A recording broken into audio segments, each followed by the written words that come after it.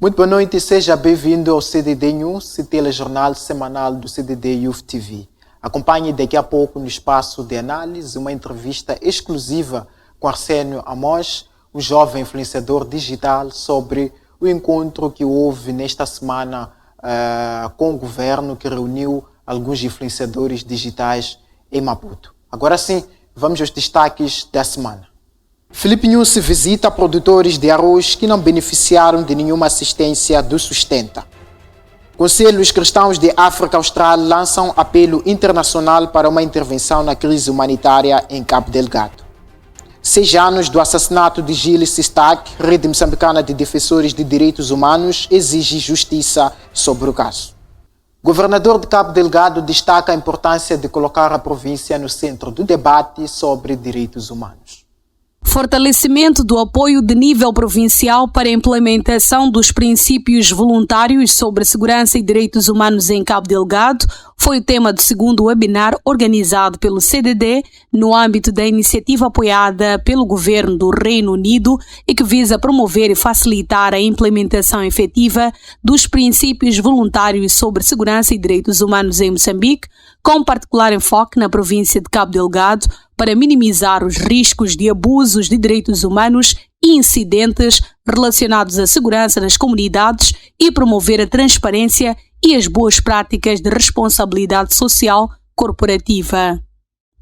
E porque o foco é Cabo Delgado, o webinar da semana passada contou com a participação do governador da província, Valige Tawabo. Através da plataforma de diálogo, negócio, segurança e direitos humanos, Valige Tawabo acredita que os desafios que Cabo Delgado tem serão discutidos por especialistas que irão apresentar alternativas viáveis para o desenvolvimento econômico e social da província, sem negligenciar o respeito pelos direitos humanos. O governador de Cabo Delgado espera que os investimentos em curso e futuros na bacia do Rovuma e em outras partes da província promovam o desenvolvimento do conteúdo local, beneficiando preferencialmente as empresas locais e criando mais emprego para os jovens, como forma de evitar a sua adesão a movimentos extremistas. Por sua vez, o coronel Omar Saranga, diretor nacional da Política de Defesa no Ministério da Defesa Nacional, defendeu que os princípios voluntários constituem uma das ferramentas de referência na atuação das Forças Armadas de Defesa de Moçambique e destacou o esforço institucional que é feito para que os direitos humanos sejam observados e exercidos em qualquer circunstância. O coronel Omar Saranda lançou um apelo às organizações nacionais e internacionais que trabalham na área dos direitos humanos a reportarem com evidências qualquer incidente relacionado com os direitos humanos ao Ministério da Defesa Nacional. O Conselho Nacional dos Direitos Humanos, representado pelo seu presidente, Luís Bitone, diz que as forças de defesa e segurança têm fraco conhecimento das normas de segurança e direitos humanos. Reino Unido, representado pela vice-alta comissária do Alto Comissariado Alexandra Shepard, olha para Cabo Delgado com especial atenção devido à crise humanitária e as oportunidades de desenvolvimento existentes que podem concorrer para o desenvolvimento de outras áreas, como energias renováveis, agricultura e turismo, em prol da inclusão social. Conselhos cristãos de África Austral lançam um apelo internacional para uma intervenção humanitária em Cabo Delgado. Na carta divulgada esta semana com o título Agonia em Cabo Delgado, os secretários-gerais dos Conselhos Cristãos de África Austral pedem aos governos dos Estados-membros da SADC a intervirem individual e coletivamente para conter a insurgência em Cabo Delgado. Os signatários fazem questão de alertar que a insurgência não é um problema exclusivo de Moçambique, pois ela pode se expandir para toda a região, afetando a segurança e os meios de subsistência das populações pobres. O povo de Cabo Delgado vive uma grande crise humanitária e nós dirigimos-nos a vários órgãos e instituições. Procuramos alargar a mensagem de que a insurgência no norte de Moçambique não é apenas um problema moçambicano, é uma emergência regional da África Austral. Portanto, um fardo africano que não pode ser ignorado globalmente. Além da insurreição em Moçambique, os secretários-gerais dos Conselhos Cristãos da África Austral apontam para outros casos semelhantes na República Democrática do Congo e em outros países da África Oriental e Central. Por isso, pede o envolvimento da União Africana na mobilização de recursos para apoiar o governo e o povo de Moçambique no combate contra a insurgência e garantir que os responsáveis sejam levados a julgamento em prol da justiça e da paz. Os signatários da carta instam a Organização das Nações Unidas que acompanhe de perto as crises que afetam o continente africano antes que seja tarde demais, alertando que em Moçambique a situação pode levar ao desmantelamento do Estado devido à ganância impulsionada pelas enormes reservas de recursos naturais de Cabo Delgado.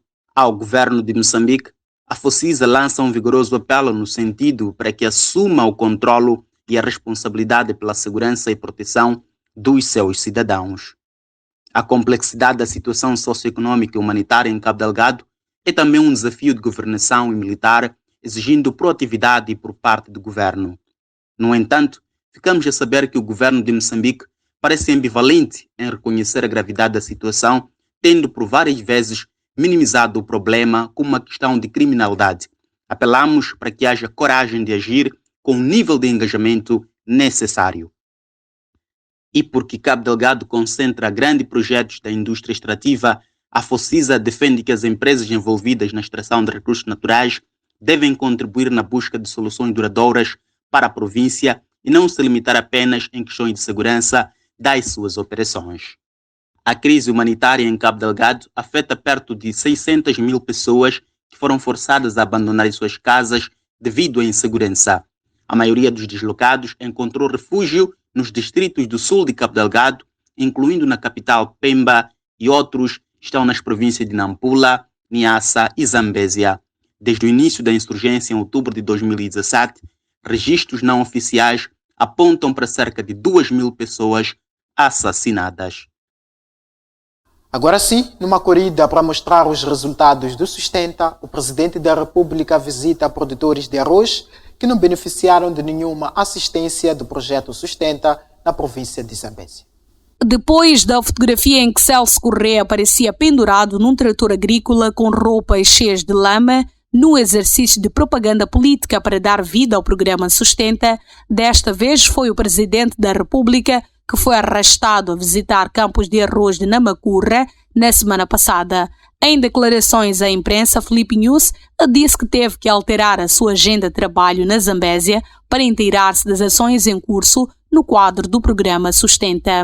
Assim, Filipe News percorreu pouco mais de 70 quilômetros de carro de Climane até Mutange, no distrito de Namacurra, onde foi visitar o campo de produção de arroz de Gil Fonseca, agricultor que supostamente beneficiou do financiamento e assistência do Sustenta. Mas o que seu superministro da Agricultura e Desenvolvimento Rural não disse é que os verdes campos de Gil Fonseca, que deixaram o presidente da República deslumbrado, a ponto de dizer que Moçambique deixará de importar arroz a curto prazo, não tiveram nenhuma intervenção ou assistência do Sustenta. A explicação é simples. Na presente época agrícola, nenhum produtor de arroz na Zambésia recebeu financiamento ou assistência técnica no âmbito do Sustenta. As sementes de arroz do Sustenta chegaram à província da Zambésia tardiamente, isto é, tempo depois de os agricultores locais terem terminado o plantio daquela cultura, alguns com a assistência da Agência de Desenvolvimento do Vale da Zambésia. Em toda a província da Zambésia, o Sustenta assistiu pequenos agricultores comerciais e emergentes que produzem milho e oleaginosas. Zambésia não é a única província onde o Sustenta não conseguiu honrar com as suas promessas feitas. Em Nampula, 115 agricultores manifestaram em fevereiro último o seu descontentamento com o Sustenta pelo fato de não terem recebido tratores e outros insumos agrícolas 3 meses depois da assinatura dos contratos. Outro registro negativo de Sustenta: centenas de jovens selecionados de um total de 2.500 em todo o país para trabalhar como extensionistas agrários ainda não assinaram contratos. Na verdade, a visita de Filipe News aos campos de arroz, que não tem nada a ver com o Sustenta, faz parte da estratégia do Ministro da Agricultura e Desenvolvimento Rural, que visa passar a ideia de que o programa bilionário, lançado em todo o país em 2020, está a produzir resultados positivos. Mas a grande questão que se coloca tem que ver com os termos de referência dessa avaliação.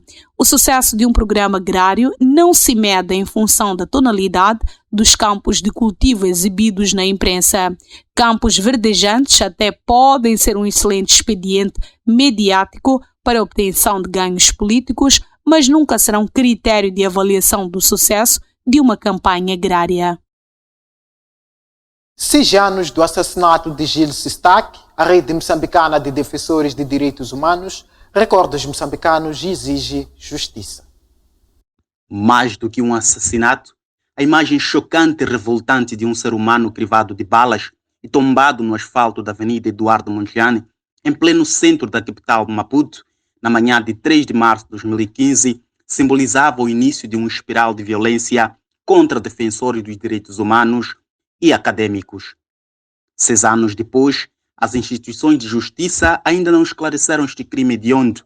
Os moçambicanos continuam sem saber quem mandou atirar contra Gilles Sistak, reputado constitucionalista e fonte de inspiração para muitos jovens juristas. Sua voz foi silenciada para sempre numa altura em que decorria o debate sobre a criação de províncias autônomas, uma velha exigência de Afonso Dhlakama, então líder da Renamo. Gilles Sistak defendia que era possível transformar a província numa autarquia local, com autonomia administrativa, financeira e patrimonial. Para tal, argumentava o constitucionalista, não era necessário rever a Constituição da República, pois ela mesma previa que o legislador podia estabelecer outras categorias autárquicas superiores ou inferiores à circunscrição territorial do município ou da povoação. Seguiram-se outras atrocidades que tornaram hostil o ambiente operacional dos defensores dos direitos humanos em Moçambique, como o rapto e tortura do professor José Jaime Makwani e do jornalista Ericino de Salema, o assassinato a tiro em plena campanha eleitoral de 2019 do ativista Anastácio Matavel, o incêndio por fogo posto nas instituições do jornal independente Canal de Moçambique, as campanhas de assassinato de caráter e a instauração de processos judiciais contra editores e diretores da imprensa independente, os ataques xenófobos e acusações infundadas contra o então bispo de Pemba, Luís Lisboa, o desaparecimento forçado de jornalistas, torturas e assassinatos de civis em Cabo Delgado, só para citar alguns casos. Não admira, pois, que Moçambique se tenha posicionado entre os 27 estados que registraram maior recuo nos direitos políticos e liberdades dos seus cidadãos na última década, 2010 a 2020, segundo o relatório anual da Liberdade do Mundo de 2021, Democracia sob Cerco, da Freedom House, divulgado esta quarta-feira.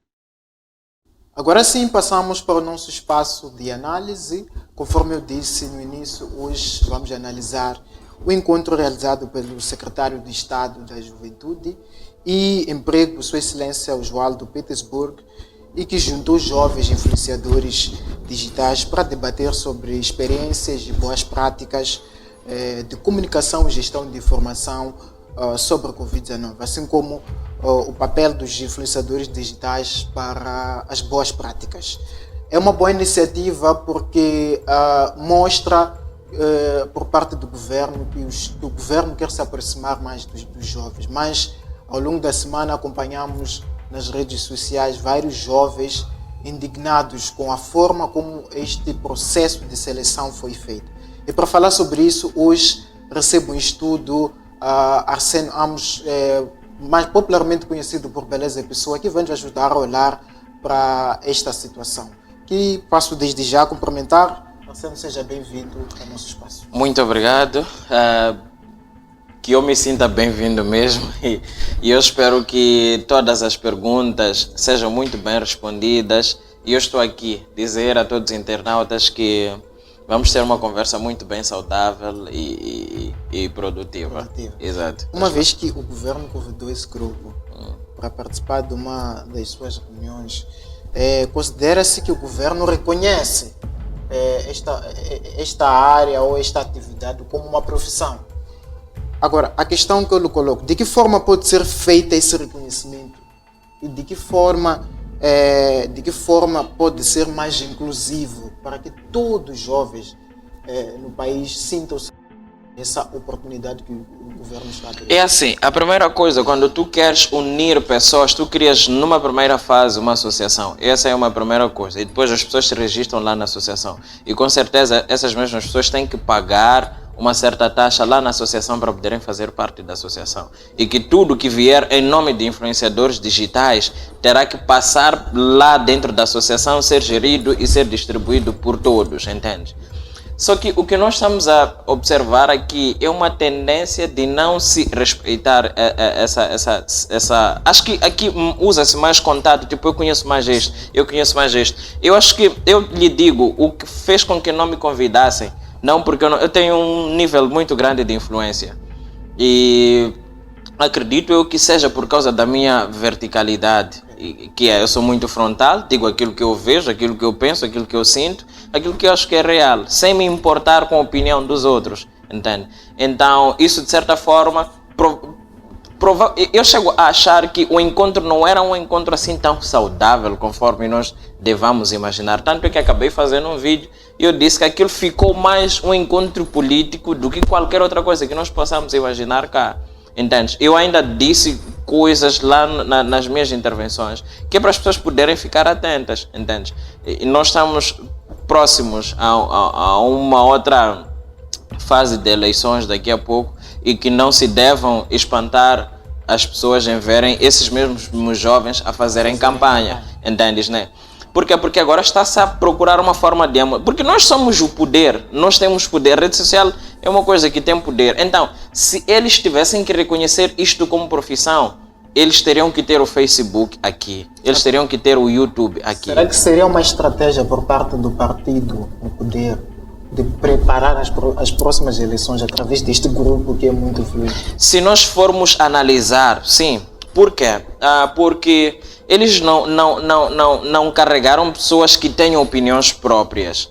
Carregaram pessoas que fazem alguma coisa sem deixar clara a sua opinião. Entende? Então, são pessoas que, por exemplo, vou dar exemplo do Alci. Alci é quem faz paródias, estás a perceber? Então é fácil ele fazer qualquer... Não digo que ele vá fazer, mas é um exemplo que eu estou a dar. Ele faz paródias, acontece uma coisa, ele pega aquela coisa, depois trabalha por cima ou por baixo daquilo, daí ele divulga. Consegue entender?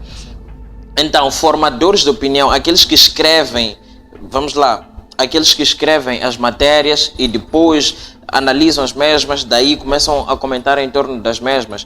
E eu quero acreditar que tenham sido poucos. Outros foram apresentadores de televisão, outros são influenciadores. Por quê? Porque influenciador digital, na verdade, não precisa ter força. Mesmo que seja seguido por um cidadão só, entende? Acho que aqui quis-se eliminar a questão boca, entende? Tipo, pessoas que quando se indignarem vão atirar toda a coisa para o ar e para todo mundo saber, entende? Então, basicamente, dessa forma. Agora, se o governo tivesse que reconhecer isto como profissão, eu acho que o governo teria que atropelar muitas coisas ou teria que lutar para que o Facebook viesse se instalar aqui. Quando diz muitas coisas... É assim, é que o governo pode impor certos termos e condições que não vão de acordo com a plataforma. A plataforma é gerida fora de Moçambique. Os termos e condições que o governo pode colocar para nós aqui, pode ser que não se enquadrem naquilo que o próprio Facebook quer, entende? Porque o Facebook muda. O Facebook depende dos Estados Unidos, Facebook e YouTube dependem dos Estados Unidos. As coisas mudam lá, principalmente no estado de Califórnia. As coisas têm mudado muito lá. Então nós temos que mudar em função disso, consegue entender? Do jeito como nós engajávamos antigamente, já não conseguimos engajar, então temos que mudar e tentarmos, porque a plataforma, se tu não fazes daquela forma, ela não vai entregar o teu conteúdo, entende? Eu acho que é um processo, vai ser um processo muito longo. Vai ser um processo muito longo. Talvez se o governo disser para nós registarmos-nos como empresas e físicas e termos que pagar imposto por isso, entende? Tipo, temos coisas digitalmente para podermos nos popularizar. Devemos obrigatoriamente ter empresas que é para ele poder ter imposto nas nossas coisas e que, vamos lá, ele vai nos dar vantagem X, vantagem Y e por aí vai. Sim. Muito bem, vamos também ouvir a opinião de outros jovens que querem participar, mandaram-nos vídeos para comentar, deixar a sua opinião sobre este assunto. Acompanhe e voltamos daqui a pouco. Penso que a Secretaria do Estado da Juventude e Emprego, no âmbito de reconhecimento dos influenciadores digitais, não estão sendo transparentes, muito menos inclusivos. Porque, sendo um órgão do Estado e seus projetos a serem suportados pelos fundos públicos, no mínimo, os critérios à elegibilidade deveriam ser de domínio público. Não sendo, parece-me que esta é uma forma de comprar as mentes da juventude a partir dos jovens que têm demonstrado ou têm uma visibilidade na sociedade. Não concordo com a forma que foi feita, não só a seleção, porque eu acho que esta seleção se calhar é baseada em algum critério, que só a SEJA pode exatamente definir quais são estes critérios, mas eu também não concordo com o fato de não ter havido a comunicação necessária, que não tenha fluído de tal forma que os jovens percebessem qual o processo, o que é que realmente estava a acontecer. E claro que não é só o jovem do distrito que tem o smartphone, mas as pessoas também da cidade não tiveram acesso a essa informação. Estou aqui a me identificar como uma destas pessoas que não teve acesso a essa informação, eu não fiquei a saber. Eu poderia, se calhar, ter me identificado com alguma pessoa e, se calhar, até muitas Reginas que não tiveram acesso a essa informação também poderiam, se tivessem acesso à informação, se identificado com uma daquelas figuras que foram lá representar os jovens ou os influencers.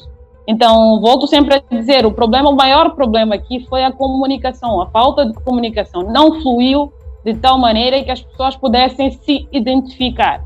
Era suposto ter sido mais inclusivo, mais pessoas de todos os pontos, de todas as linhas de trabalho, que pudessem falar por todos de forma mais inclusiva. Agora, também acredito que, tal como as outras iniciativas, este é o primeiro passo que foi dado, com todas as falhas, é o primeiro passo que tem de ser olhado como positivo, como o primeiro passo que vai dar origem a vários outros passos. Muito bem, acabamos de acompanhar a opinião de outros jovens e vamos continuar a nossa conversa. Arsénio? É assim, sem precisar se alongar tanto assim, é o seguinte, com certeza, até eles sabem que isto aqui não foi feito do jeito certo. Porque eu diria assim, eles, no meu entender, eles olharam tipo, ok, quem é que é fácil de lhe manipularmos para fazer aquilo que nós quisermos sem corrermos risco amanhã de ser denunciados? Então, eles se uniram com essas pessoas, porque se tu fores ver, é diferente de uma Barbie que tem uma opinião pessoal. Ela não foi convocada para lá. Não que eu diga que devesse ser eu. Não, eu te digo, isto aqui tem dedos, tem interesse político no meio aqui, entendes? Isto aqui, nós vamos ver, há de haver congresso daqui a pouco, depois há de haver eleições, depois há de haver... Não te espantes amanhã vendo esses jovens a fazer campanha, amanhã. Vai ser normal. Antigamente, é assim, os músicos eram o poder. Eles é que influenciavam, faziam todas as coisas e faziam essa campanha com eles. Hoje, músico já não é nada. Consegues perceber? Músico hoje já não consegue ter tanta força porque o músico não está todos os dias a gravar alguma coisa, a entregar, entende? Então ele grava por temporadas. Então, em termos de alcance, abrangência, essas coisinhas todas, ele já está a cair. Então eles percebem isso. Quem são os novos? Somos nós, os influenciadores digitais. Mas existem influenciadores digitais que não se enquadram para alguns padrões que eles têm lá dentro, conseguem entender? Então, o que eu te vou dizer é que, conforme a Regina disse, o que falhou aqui é a comunicação. A comunicação é a base para o desenvolvimento de qualquer atividade que exista. Enquanto a comunicação não estiver boa, esquece. Percebo. Acha que não foi convidado neste fórum, nesta conferência, porque tem uma opinião própria? Sim. Eu tenho a certeza disso. Não existe governante que não me conheça. Não existe político que não me conheça. Não existe ninguém que use celular que não me conheça. Então, quero acreditar que nas mesas em que sentaram para tomar essa decisão, foi citado o meu nome e disseram não. E como é que olha para estas Não tenho problemas. Por quê? Porque se for... Aqui é dinheiro que está em jogo. percebes? Tem lá 34 milhões, essas coisinhas todas, um fundinho, etc, etc. E eu ouvi dizer que foram dados 7.000 meticais a cada um, essas coisinhas todas. Então, 7.000 meticais não resolvem a minha vida. Esse é o primeiro ponto. Ponto número 2. Eu não preciso me associar a pessoas que vão me usar por um tempo e depois não me precisar mais. Ponto número 3. Eu já estou acostumado a não ter nada. De que adianta eu ter uma coisa que vai me tirar a originalidade para depois eu não ser eu e perder crédito? Caso eu perca crédito nas pessoas, automaticamente perdi crédito naquela pessoa que me contratou através daquelas pessoas que eu tinha crédito nelas. Consegues entender? Essa é a parte lógica da coisa. Então, eu não preciso disto. Não digo que não vá aceitar caso me venham com uma proposta boa. Eu pelo menos sei vender o meu trabalho. Vendo e...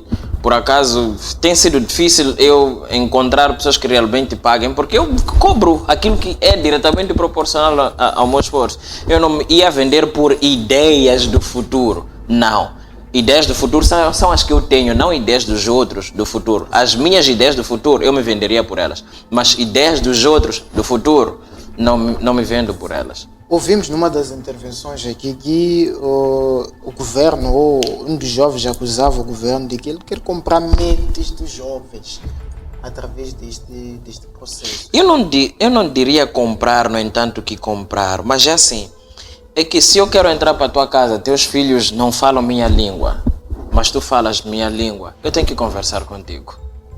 O que o governo quer fazer é chegar a tantas pessoas através daquelas pessoas. Agora, se isso é comprar mentes, é comprar isto, é comprar... Não sei.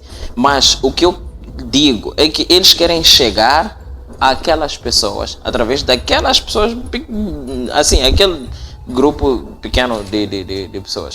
Eu não estou a dizer que eles essa coisa não vai surtir efeito.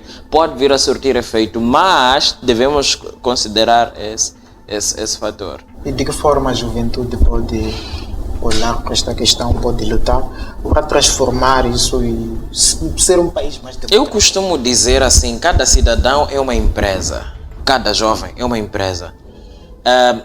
Se te lembras, antigamente para tu teres emprego num determinado lugar, tu tinhas que conhecer João, conhecer Pedro. Se tu cantasses, tinhas que conhecer pessoas na televisão. Hoje em dia as coisas mudaram. O processo já não funciona dessa forma. Eles tentam codificar tudo para tudo, desculpa a expressão, ter que ser way. Mas hoje o way já não funciona. Hoje é mérito. A pessoa vê, tipo, ok, tu estás a trabalhar com a internet e consegues ter números. O que é que garante negócio, na verdade? São números. Tu levas os teus números, vais a qualquer empresa e irá apresentar, senhor, eu tenho estes números, pessoas que estão aqui são pessoas que têm poder de compra.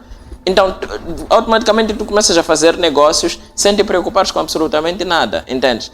Mas existem algumas pessoas, eu acho que é falta de hábito de leitura. Acho que se nós começarmos a ler mais, ver o que é que acontece nos outros lugares, os melhores livros, melhores ideias, nós vamos sair disto.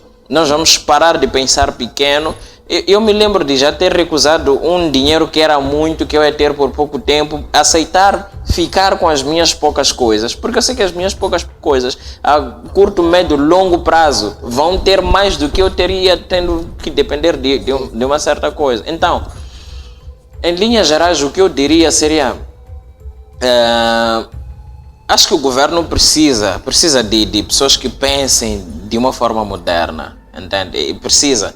Porque são pessoas que sim, o secretário ele é formado, tem uma formação nesse ramo de tecnologia e tal, mas ele está desatualizado. Ele não lê todos os termos das plataformas. Nós lemos porque trabalhamos com a coisa todos os dias e podemos ser mais informados com relação às plataformas que ele.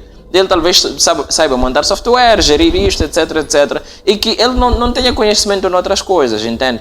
Então é preciso que eles mesmo... Se é que querem criar essa coisa, que procurem pessoas que realmente entendam. Existem pessoas que trabalham com isto há mais tempo que eu, que entendem melhor que eu, entende? E eu sou da opinião de que deviam tentar juntar, não levar as coisas politicamente, essas coisinhas todas, não. A política geralmente não traz benefício para quem é chamado.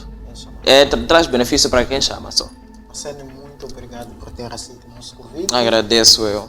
E desta forma chegamos ao fim de mais uma edição do CDD News, numa semana em que o governo lança o Plano Nacional de Vacinação contra a Covid-19. Com estas notas, me despeço na promessa de voltar na próxima semana. Fique bem e até a próxima.